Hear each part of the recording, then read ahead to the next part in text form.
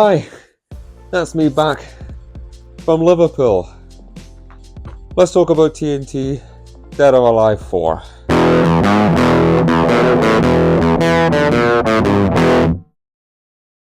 So, yep, I'm back from Liverpool. I'm back from the TNT show. It was a phenomenal, absolute show, but I will suggest that anybody travelling down from Scotland, if you're not driving down to Liverpool, be prepared for a long day traveling. But anyway, let's get into the tournament itself. It was phenomenal. It was a fantastic deathmatch tournament. It was surpassed my expectations for the standard, and even before this, Big F and Joe was putting out messages saying, let's try and make this a premier deathmatch tournament in the UK, because let's face it, all the best ones seem to be happening in America. The first match that came up was going to be Allie Katch versus Session Moth Martina in a mystery box match. However, I did notice when getting into the VIP section, when I went to get my VIP photo with all the people involved in the tournament, Session Moth was not there. It was told later on that she was actually ill, not knowing what the illness was. It's just good to see that on Monday she posted she was fit and healthy again. Thank goodness for that. So her replacement was Antonia Gonzales, and if I had to be honest, I've not really seen this guy before, but hey, look, credit was credit due. Called at the last minute to come in to do a death match with Allie Katch. So, you know, he still put on a really good match, and it was a mystery box. It was a mystery box match, so it had some fun stuff in there. So it had, like, empty cans, bottle caps in some of the boxes. There was obviously thumbtacks going to be involved, and obviously Allie Katch, she went over in this match. She won the match to go through to the next round. So, but credit is due to Antonia Gonzales for stepping in when he needed to. So that was a good opening match, and from then on, it was just going to get more and more, well, bloody. I will have to also state as well that I'm doing all this from memory. The show has not been, it was taped, it's not been put up yet. There was a great announcement just before it that TNT now will be showing all their content on Demand Progress Wrestling, which is fantastic news for them. It means it's another chance for more UK fans to experience TNT. So yes, I am doing all of this from memory, so forgive me if I didn't take notes when I was there, unfortunately. So after that, it was Big F and Joe versus Tommbie, and it was a 4 corners of pain match, and this was one of the bloodiest matches, I think, on the night. Tommbie just couldn't stop bleeding, like half his crimson mask just bleeding everywhere in this bloody match. It was a brutal match. But I think certain spots I can remember, just like Big F and Joe when they had the spike board on top of Tommbie, slamming the chair down. The ref's trying to stop them, and I'm shouting at the referee, "It's a death match. What are you doing?" But apart from that, no, this is one to go. If you want to see something violent, this match was violent. If I had to be honest, it was one of my matches of the night. I've never seen Tommbie before. His entrance was awesome. He just had this aura about him of like, wow, this guy is insane looking. So I couldn't wait to see his match. So look, Big F and Joe won that match, obviously. Like, he was, I must admit, before the tournament, he was one of my favorites to go off and win the whole thing was Big F and Joe, definitely. He has been pretty clinical and up there when it comes to the standard for UK deathmatch wrestling. He's been promoting it very well over in the United States. Anyways, well, the next match was Cole Radrick and B.A. Rose, which I was pronouncing incorrectly, unfortunately, in the preview video, so my apologies for that. And these guys were in a barbed wire madness match, and my lord, there were some spots in this match. I am not the craziest for barbed wire sometimes, but like, dude, these guys, B.A. Rose, geez, you took some spots in this match. We all love Cole Radrick. I'm a big fan of Cole. Everybody knows, I said in the preview video, I've met the guy. I met him again a couple of times. He is just one of the sweetest guys in professional wrestling, Cole Radrick. If you ever get a chance to go and meet and talk to him, please do go support the guy. But anyway, look, in this match, so yes, there was a lot of barbed wire in this match, hence barbed wire madness. And there was a couple of spots definitely B.A. Rose took that that's gonna burn into my brain. So obviously they do the traditional, they have the barbed wire wrapped around up and down the ropes, obviously the ring ropes. And then, so Cole was hanging on the ropes, and then B.A. Rose goes to do the cross body into him. Cole moves, and I've seen this a few times now. When wrestlers go through barbed wire on the ropes and Usually when they dive, they'll go right through the ropes to the outside, but with that barbed wire there, oh my goodness, you could see he didn't go all the way through the ropes. He got caught obviously by the barbed wire, which is just cringe as it is to watch. Like, as I say, it's one of the things, a few things in death matches that makes me a bit you know. But anyway, so like he goes right across, and my god, he gets tangled up so badly. You could see massive chunks of his hair after he pulls himself free, kind of, in the barbed wire. He's still got some of the barbed wire wrapped around him. And then, my lord, there was a barbed wire board where he was holding it, and Radrick, did a drop kick on. Oh my god, there was so much barbed wire. And what people forget, I don't know about mainstream television, but when it comes to the independents and deathmatch, especially in TNT, look, that barbed wire ain't gonna be snipped. That barbed wire ain't gonna be fake. This is real stuff. I get a lot of people asking me that in deathmatch wrestling, like, how much of this is actually weapons will be real? All the weapons are real, pretty much. They really, it's a bit of a stigma in deathmatch wrestling. Yeah, Radrick came out and won that match. B.A. Rose was fantastic in this match. That's the first time I've seen him wrestle. I loved this match. This match was, for a barbed wire match, which I was a bit not sure about watching, this one was really good. And B.A. Rose, hats off to you, my man. Some of that looked horrible to take, really horrible. Anyway, so Radrick gets the win. Radrick obviously had a really good match too. He came out in the TNT t-shirt. He's got a cool entrance. And one of the fans, and he demands this in most of his matches, I think, that a fan should bring a Nerf gun, but it's like made in with they put tacks on the pellets or whatever they're called. So he comes out with that. He didn't use it in the match, but we knew at some point he was going to use it.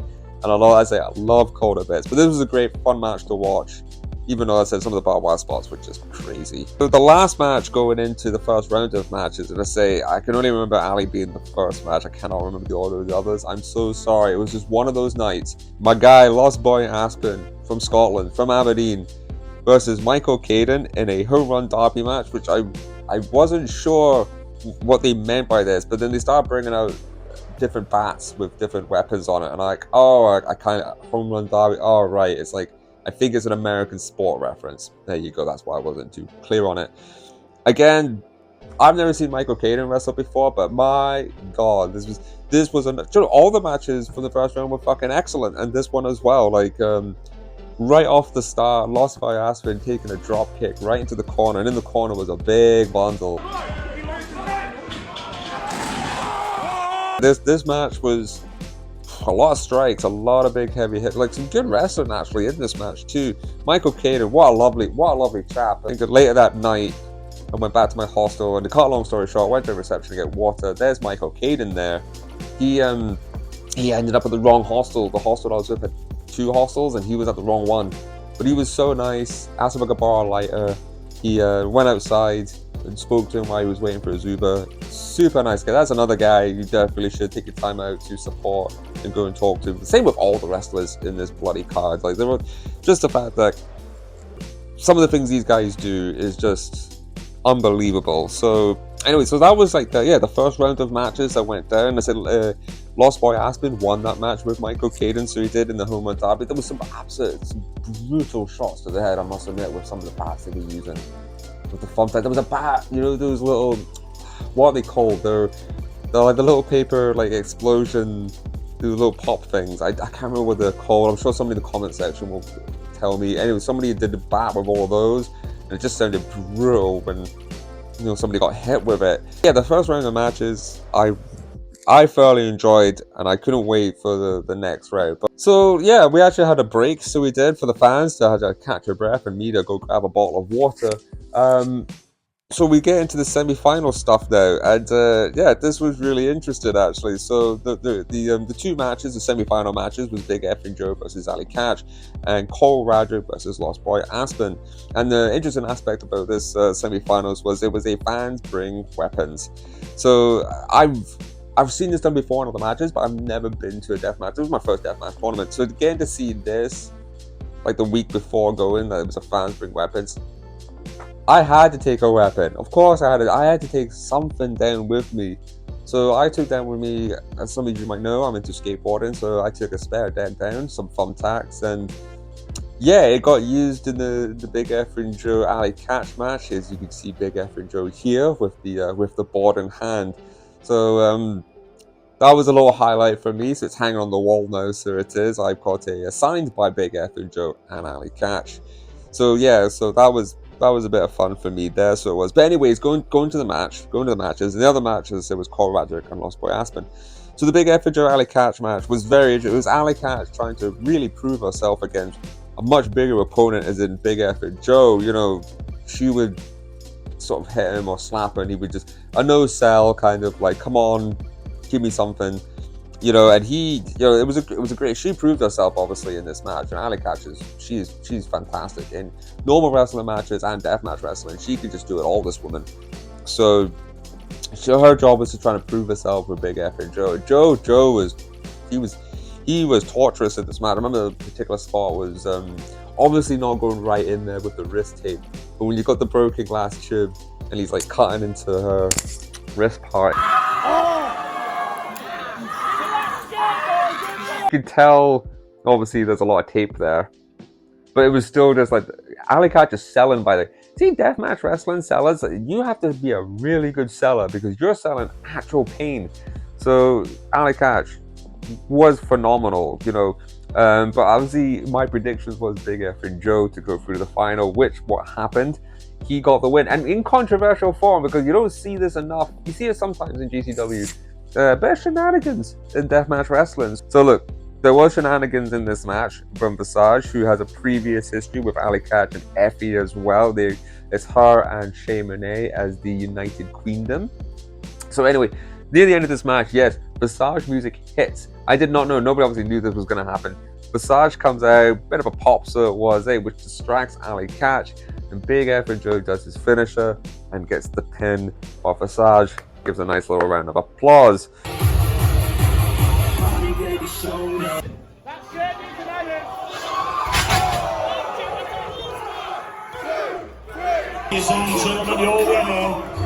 So yeah, a bit of shenanigans, and obviously that's going to set things more up for in May. It's Effie's Big Gay Brunch at TNT in Liverpool. So I'm guessing that's, you know, they're just continuing the storyline for that show. So yeah, that was an interesting match nonetheless. And then we had the last semi-final with Radrick and Lost Boy Aspen. Now, again, it was fans bring weapons in this match. This match, however, did not go as long. Nor the match, all the weapons we've used. It was quite quickly worked out by fans what happened. So during the match, there was a couple of spots ahead. I'm not sure exactly which spot it was, but you could tell Lost Boy Aspen was bleeding heavily in certain places. And out of nowhere comes a quick roll up from Radrick. 1, 2, 3, match is done. And we're sitting there going, this match didn't go as long. Some of the weapons have been used. Lost Boy Aspen bolts out the ring. He bolts to the back. I've never seen anyone that quickly run out of the venue. Clearly something was wrong with the fans, and obviously some of the fans I was with, seeing how distressed I was, being that he's a Scottish boy, he's came up from North. I don't want to see this happen to someone. And then so basically messaging the next day asking how's things. And what happened was, yeah, he got certain cuts in his head. He got cut near his temple or something, an artery maybe as well, he was talking about. So he needed to get out there like as quick as possible to sort that out. And luckily he got glued up, stitched up, and he messaged me telling he was completely fine. So that's just the good news. That's just great news. You never want to see, you know, no one wants to see that happen in death matches, obviously, but it's just nice to hear that, you know, he's doing fine, he's well. You know, obviously he works other jobs. You don't want him to take time off of that and lose money. So thank goodness. But yeah, Radrick took a quick pin. It was, as Simon Miller would say, the most devastating move in all of professional wrestling. But obviously it needed to be done. So anyway, that was the 2 semi-finals. Really enjoyed it. Up to this point, just loved the tournament. Absolutely, just glass flying everywhere, thumbtacks everywhere. Just a lot of carnage. A lot of carnage in this one. So before the final, though, we had a get my notes actually. There was a there was another match on this card that wasn't involved with the tournament itself, but it was still a death match. There was an extra match with Clint, Margerra and Alton, Thorne, which yes, I pronounced wrong in the preview video like an idiot. This was for the TNT Division, the TNT Extreme Division World title. And obviously, I've seen Clint before, and I've never seen Alton Thorne, but hey, I've heard a lot of good things about it. These guys put a fantastic emotional match together. They really, as I've said before, deathmatch wrestlers can tell stories in the ring, and these two told a really good, bloody good story. It was basically the story of Alton Thorne really wanting to prove himself against one of the best. We've seen him around before. He's been around for a while, and in other promotions, and it was sort of him reigniting. It was an excellent match. I've never seen Alton Thorne before. I loved his gimmick. I loved kept bringing out all the nettles, like the sticky, like the leaves, you know, which is weird, but extremely good match. A lot of glass in this match, a lot of light tubes, especially with the finish in this one. Clint Margerra retained, so he retained in this match. He gave a very heartfelt promo after putting over Alton Thorne. The finish was definitely Alton Thorne took a light tube bundle over the head, and then I want to say a Death Valley driver, but it wasn't. It was kind of like that. Anyway, through a a log cabin of light tubes. Yeah, he's talking. Oh! Here he comes. 1, 2, 3. Look, a brilliant extra match for the fans. Obviously, they do this obviously because they give more time to the people who are in the final of the tournament, sort of to recuperate and maybe discuss what they want to do. But anyway, really, really, really good match. Can't wait to look forward to rewatching that one again. You know, when it finally gets put up on Demand Progress. So look, anyway, so after that we got to the final match of the night, the final of TNT Dead or Alive for Big F and Joe, Cole Radrick. That's the final I predict. That's the final I think all fans wanted anyways. We got the big name American from GCW, and we got the British favorite F and Joe. Another guy who's just fantastic with fans as well. He's just a very, very appreciative person, really good guy. And this was a House of Horror match, which actually just basically involved a pile of the weapons from the fans bring weapons, which included my board again, but it wasn't used in the match. Obviously, it was a pretty gnarly weapon I took down there. So anyway, this used a lot of weapons actually. So it was basically just horror weapons, and it was a really, really good bloody match. Cole Radrick can sell. That boy can sell, by the way. Like, just fan him. He made Joe. They made each other look fantastic. Again, I'm confident. This is all from memory. It kind of all went in a blur for me. But when they first started this match, they had the traditional, all the tubes tied to the ropes, made it look like a cage, and then that's it. There was a spot I particularly remember Joe going, I think it was in this match. It was either this match or the Tommbie match, but he went through glass in the corner, and my God, we got showered at the front. I was cleaning glass out of my hair, I think, and now we're a couple hours after the show still.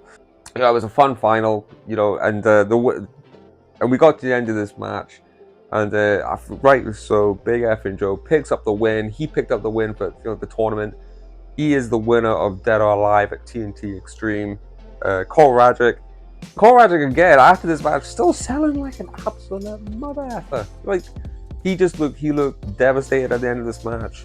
I tried to say hi to him again, but obviously he's still working, he's still in character. So, but like, he went backstage and F and Joe celebrated. And the trophy looked super cool, so it did, I think, for this tournament with the light tubes and the skull on top. I actually thought it was a really cool looking trophy. Yeah, that was DOA. Like, that was this Dead or Alive. And my first deathmatch tournament, I absolutely loved it. Fun experience more. Michael Caden was asking if I'm going to go down for the ICW bar again in Hull. I'll try and get to it, but I'm obviously, I've got GCW to go to this year. I want to go to Big Gay Brunch. I'm waiting for the AEW tickets to drop as well.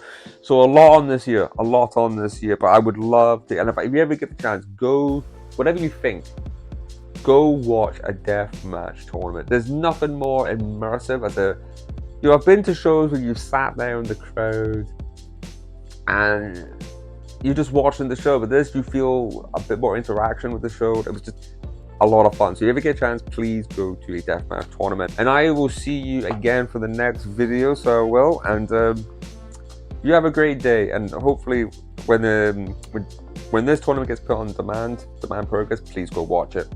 And go support all these wrestlers. That deathmatch wrestlers, they give so much. They give so much for so little.